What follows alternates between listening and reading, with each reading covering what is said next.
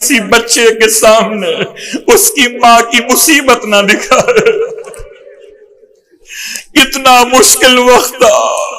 जनाब इमाम मुश्तबा इरशाद फरमाते, किसी ज़ाकिर अहले बैत के हवाले से उलमा इस वाक़े को नक़ल करते हैं कि हालत ख्वाब में इमाम मुश्तबा की ज़ियारत नसीब हुई ज़ाकिर हुसैन को।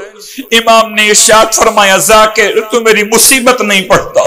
ज़ाकिर ने हाथ जोड़े आलम ख्वाब में कि मौला मैं आपकी मुसीबत पढ़ता हूँ। जब शहादत के अय्याम आते फरमाया मेरी बड़ी मुसीबत पढ़ा कर। उसने फिर हाथ जोड़ के कहा, मौला आपकी बड़ी मुसीबत तो यही थी ना कि आपके जिगर के टुकड़े कट कट के निकल गए।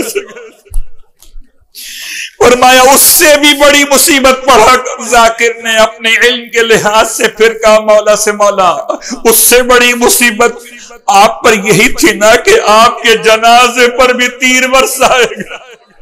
फरमाया उससे भी बड़ी मुसीबत पढ़ा कर। वो क्यों नहीं पढ़ता। एक मर्तबा ज़ाकिर ने अपने हाथ फिर जोड़ दिए, कमौला मैं समझा नहीं उससे बड़ी मुसीबत कौन सी थी।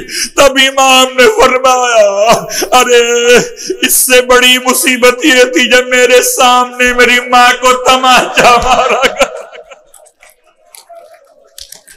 खुदा खुदा किसी के सामने उसकी माँ की मुसीबत। अजरुकुम अल्लाह पुरसा पेश करने आए हो, पुरसा पेश करने।